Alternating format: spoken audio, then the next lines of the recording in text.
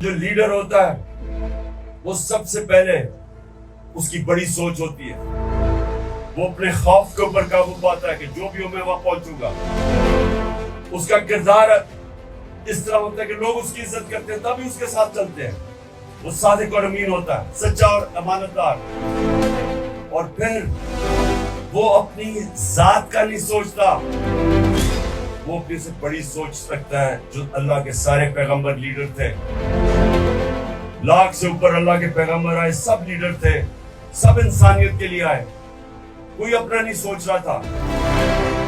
جب ہمارے نبی صلی اللہ علیہ وسلم سارا عرب ان کے نیچے آ گیا, 23 سال کی سب سے مشکل جدوجہد کے بعد, تو انہوں نے جب آخری خطبے میں جب کہا لوگوں کو کہ اللہ کے سامنے گواہی دو کہ میں نے دیانتداری سے اللہ کا پیغام دیا, تو سب نے اونچا کہا کہ ہاں نبی ہم گواہی دیتے ہیں.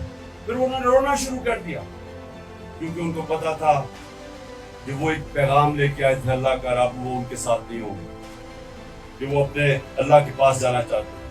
ان کا پیغام ختم ہو گیا. انہوں نے جب کہا میں نے آج تمہارا دین مکمل کر دیا ہے, تو لوگ رونا شروع کر دیا, کیونکہ وہ ذات کے لیے نہیں آئے تھے, وہ محلات اور پیسے بنانے نہیں آئے تھے, وہ بڑے انسان تھے.